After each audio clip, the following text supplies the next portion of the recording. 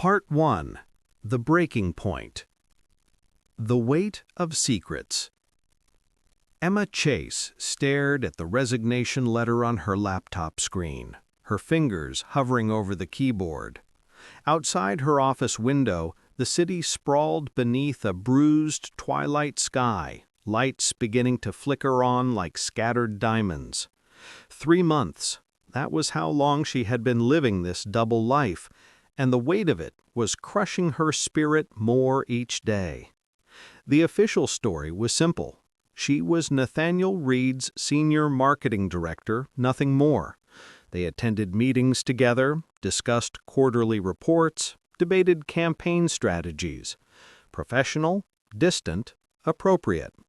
But the truth was far more complicated, far more dangerous, and far more beautiful than anyone at Reed Enterprises could imagine. Her phone buzzed with a text from Victoria Morgan, her best friend and the only person who knew the truth. "Coffee tomorrow morning? You've been avoiding me for a week." Emma smiled sadly. She had been avoiding everyone, retreating into herself as she wrestled with the impossible decision before her. How do you choose between love and independence, between passion and peace, between everything you thought you wanted and everything you never knew you needed? The facade crumbles. The relationship had started 6 months ago at a charity gala. Emma had attended reluctantly, uncomfortable in her borrowed evening gown, feeling like an imposter among the wealthy elite. Nathaniel had found her on the terrace, escaping the suffocating small talk inside. He had not approached her as a CEO approaches an employee. He had spoken to her as one human being to another, asking about her dreams rather than her job performance, her fears rather than her 5-year plan. That night had changed everything. One conversation became 2. Then dinner at a quiet restaurant where no one from their world would see them, then stolen moments in his penthouse apartment where the city lights became their only witnesses. They had tried to keep things professional at work, but Emma felt the strain of pretending every single day. Every meeting where she had to call him Mr. Reed instead of Nathaniel.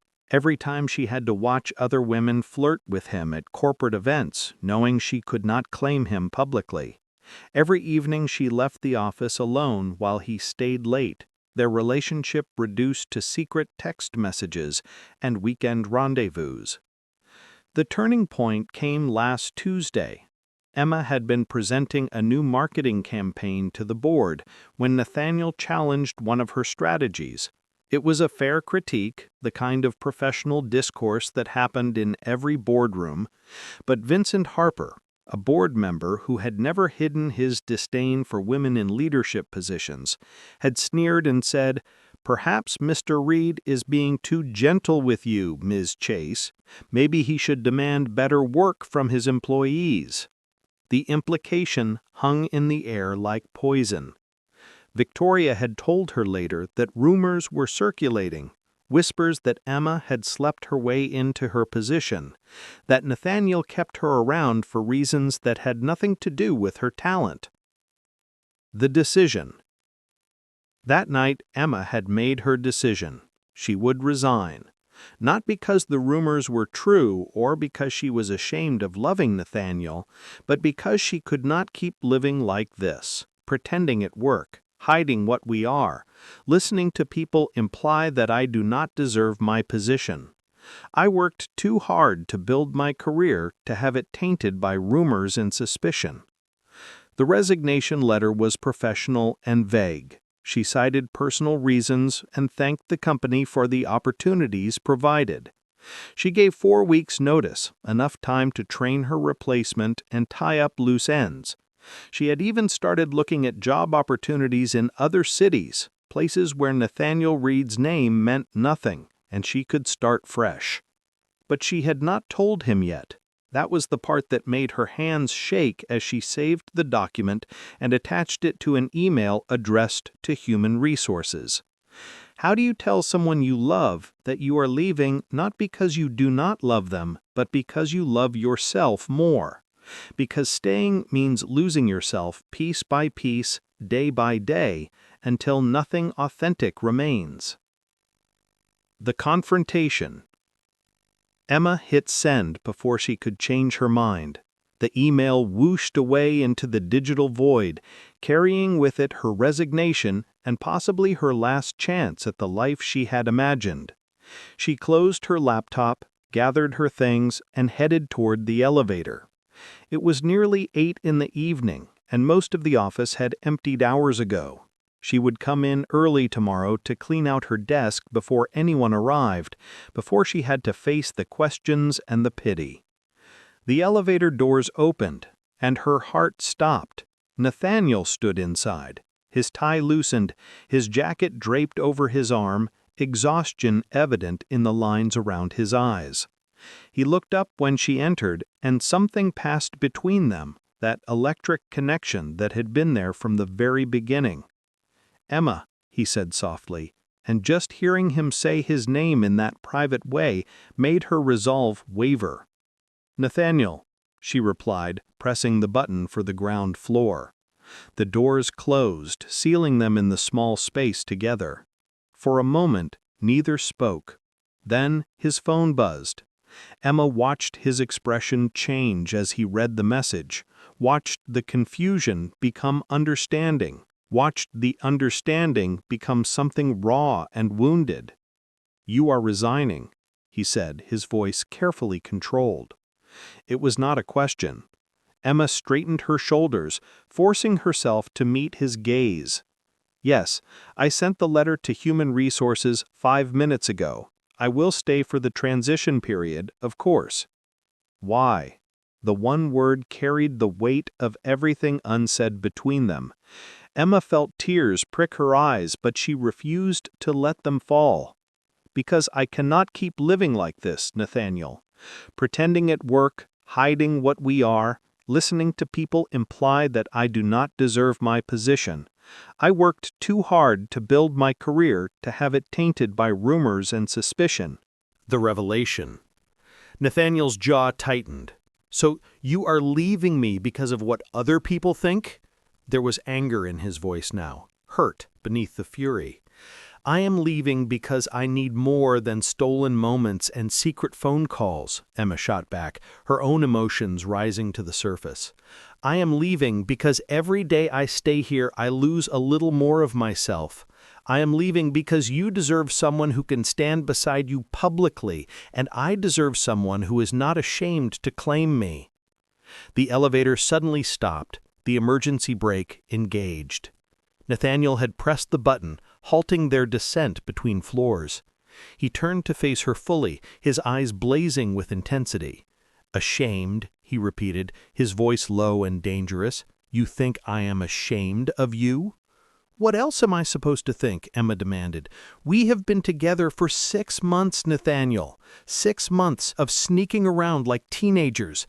6 months of you introducing me as your marketing director, while other women hang on your arm at events. 6 months of pretending I am nothing to you." "You are everything to me," Nathaniel said, and the raw honesty in his voice made Emma's breath catch. He stepped closer, close enough that she could feel the heat radiating from his body. "Do you want to know why I have kept us secret, Emma? It is not because I am ashamed. It is because I am terrified." Emma blinked, thrown by his confession. "Terrified of what?" "Of losing you exactly like this," Nathaniel said, his hand reaching up to cup her face with infinite gentleness. "My mother was my father's secretary. Did you know that? They fell in love, got married, and for 5 years everything was perfect, until the board decided that their relationship compromised my father's judgment.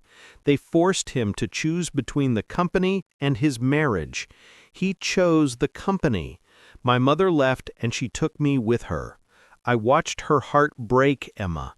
I watched her spend years rebuilding herself after loving a man who chose his career over her." Emma felt tears spilling down her cheeks now, understanding dawning. "Nathaniel, I did not know." He continued, "I swore I would never put someone I loved in that position. I thought if I kept us secret, if no one knew, then no one could force you to choose. No one could use our relationship against you. I thought I was protecting you, but I realize now I was just protecting myself from repeating my father's mistakes." He pressed his forehead against hers, his voice breaking. "Please do not go, Emma. Please do not leave me. Not because I need you for the company, but because I need you. You are the only person who sees me, really sees me, not the CEO or the billionaire or the Reed family heir, just me, just Nathaniel." Part 2. The Truth Unveiled. The Walls Come Down. Emma felt her carefully constructed walls crumbling under the weight of Nathaniel's vulnerability. She had prepared herself for anger, maybe even relief, but not this. Not the sight of the most powerful man she knew standing before her with tears in his own eyes, laying his heart bare in the confined space of a stopped elevator. "I see you," she whispered, her hands moving to rest against his chest, feeling his heartbeat thundering beneath her palms. "I have always seen you, Nathaniel. That is why this hurts so much. Because I know you are not ashamed of me. I know you are good and kind and trying to do the right thing, but your way of protecting me is suffocating me." Nathaniel pulled back slightly, searching her face. "Then tell me what you need. Tell me how to fix this. Because losing you is not an option I'm willing to accept." Emma took a shaky breath, trying to organize her thoughts. For months, she had been carrying this burden alone, trying to figure out the impossible equation of their relationship. Now finally they were having the conversation she had been too afraid to initiate. "I need to be more than your secret. I need to know that what we have is real enough to exist in the daylight, not just in dark corners and empty elevators. I need to stop feeling like I'm doing something wrong by loving you." "You are not doing anything wrong," Nathaniel insisted, his hands moving to her shoulders. "Emma, you are the best thing that has ever happened to me. What we have is real, more real than anything I have ever experienced." The past revisited. "Then why have you been so afraid to let anyone know?" Emma asked, the question that had haunted her for months finally spoken aloud. Nathaniel released the emergency brake, and the elevator resumed its descent, but neither of them moved from their positions, still standing close enough to breathe each other's air. "Because I remember what it cost my mother," Nathaniel said quietly. "I remember watching her give up everything for love, only to be abandoned when that love became inconvenient. I remember the way society treated her after the divorce, like she had been some kind of opportunist who trapped my father. I remember the whispers and the judgment, and I could not bear the thought of you enduring that." The elevator reached the ground floor, but Nathaniel pressed the button for the parking garage instead. Emma did not protest. They needed this conversation, needed this moment of truth between them. "Your father made a choice," Emma said softly. "He chose his board over his wife. But, Nathaniel, you are not your father. You have built this company into something incredible. You have power and influence that he never had. The question is not whether the board would force you to choose. The question is whether you would let them." Nathaniel was quiet for a long moment, his expression thoughtful. When the elevator doors opened onto the mostly empty parking garage, he took her hand and led her to his car, a sleek black sedan that probably cost more than Emma's annual salary. He opened the passenger door for her, then walked around to the driver's side. The drive to truth. They did not speak as Nathaniel navigated out of the garage and onto the city streets. Emma watched the familiar landscape pass by, wondering where they were going, wondering if this conversation would end with her still leaving or with something entirely different. After 20 minutes, Nathaniel pulled into the parking lot of a small diner on the outskirts of the city. It was the kind of place they would never normally go. far from the upscale restaurants and exclusive clubs where people from their world congregated. "This is where my mother used to bring me," Nathaniel said, breaking the silence. "After the divorce, when money was tight and she was working 3 jobs to keep us afloat, we would come here on Friday nights, and she would let me order whatever I wanted. It was our tradition, our way of pretending everything was okay." Emma looked at the modest building with new understanding. "Why are we here?" "Because I want you to understand where I come from," Nathaniel said, turning to face her. "Not the Reed family mansion or the private schools or the trust fund, but this, the son of a woman who lost everything for love, who taught me that vulnerability is dangerous, that opening your heart means giving someone the power to destroy you." He took her hand, his thumb tracing circles on her palm. "My mother never remarried, never even dated seriously. She said she had learned her lesson about mixing love and ambition. She raised me to be strong, to be independent, to never need anyone. And I internalized that lesson so deeply that even when I found you, even when I fell completely and irrevocably in love with you, I could not let go of that fear." The choice. Emma felt her anger melting away, replaced by a deep sadness for the boy Nathaniel had been and the man he had become. "I am sorry your mother went through that," she said softly. "I am sorry you had to watch her suffer. But Nathaniel, do you not see? By trying to protect me from what happened to her, you are doing the same thing your father did. You are making the choice for me instead of with me." Nathaniel's eyes widened as her words hit home. "I never thought of it that way." Emma squeezed his hand.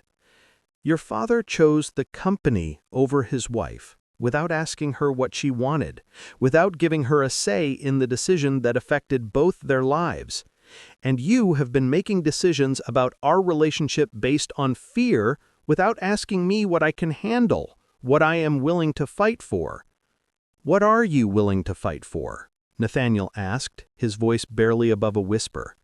Emma looked at this man who had captured her heart despite all her best intentions, despite every logical reason to keep things professional. She thought about the last 6 months, the joy of being with him balanced against the pain of hiding. She thought about the resignation letter that was already sent, already processing through human resources systems. She thought about the life she had imagined for herself, and the life she might build with him instead. "I am willing to fight for us," she said finally, "but not like this, not in secret, not pretending. I am willing to face the board, face the rumors, face whatever consequences come from loving you publicly, but I need to know you are willing to fight too. I need to know that if it comes down to choosing between the company and me, you will choose differently than your father did." The promise. Nathaniel was quiet for a long moment, and Emma could see the internal war playing out across his features. This was it, she realized. This was the moment that would determine everything. Either he would retreat back into fear, back into the pattern his mother had inadvertently taught him, or he would step forward into something new and terrifying and real. "I choose you," Nathaniel said finally, and the words seemed to break something open inside him. "Emma, I choose you. Not just in private, not just in stolen moments, but everywhere, always. I choose you over the board, over the company, over everything. Because you are right. What is the point of building an empire if I have no one to share it with? What is the point of power if I am too afraid to use it to protect what matters most?" He reached into his pocket and pulled out his phone, his movements deliberate. Emma watched as he opened his email and began typing. "What are you doing?" she asked. "Sending a message to James Sullivan and the entire board, informing them that I am in a relationship with you and that effective immediately we will no longer be hiding it. I am also announcing that you are being promoted to Vice President of Marketing, with a seat on the executive board, reporting directly to James instead of me to avoid any conflicts of interest." Emma's breath caught. "Nathaniel, you do not have to do that." "Yes, I do," he said firmly, hitting send before looking back at her. "Because you deserve to be recognized for your talents, not questioned because of who you love. Because I am done letting fear dictate my choices. Because my father made the wrong choice 30 years ago, and I refuse to repeat his mistakes." He cupped her face in his hands, his eyes intense and sincere. "You are the only one I need, Emma. Not because I am weak or dependent, but because you make me better. You make me want to be better. And if the board has a problem with that, if they try to force me to choose, then I will walk away from all of it. Because loving you is not a liability. It is the best decision I have ever made." New beginning. Emma felt tears streaming down her face, but this time they were tears of joy and relief and hope. "I have already sent my resignation letter," she said, laughing through her tears. Nathaniel smiled, that devastating smile that had first captured her attention 6 months ago. "Then I will reject it. As CEO, I have that authority. You are not going anywhere, Emma Chase, not unless you truly want to." "I want to stay," Emma whispered. "I want to build a life with you, a real life, not one built on secrets and fear." They sat in the parking lot of that modest diner, the place where Nathaniel's mother had tried to make everything okay, and they talked. They talked about boundaries and expectations, about how they would handle the inevitable scrutiny that would come. They talked about the future they would build together, one honest conversation at a time. When they finally went inside and ordered coffee and pie, sitting across from each other in a worn vinyl booth, Emma felt something shift inside her. This was what freedom actually looked like, not running away from difficult situations, but standing and fighting for what mattered.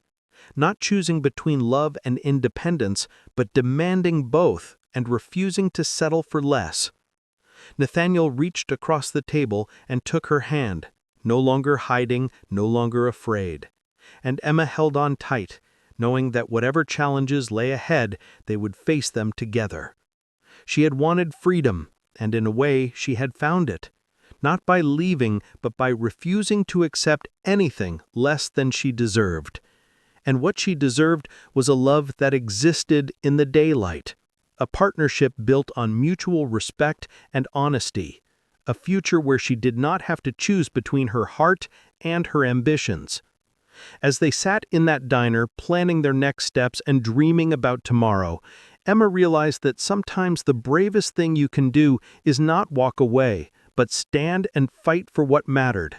And sometimes the person you love will rise to meet that demand, will choose courage over fear, will choose you over everything else. Nathaniel Reed said she was the only one he needed, and Emma finally believed him. Not because he was weak without her, but because he was stronger with her, and that was worth fighting for.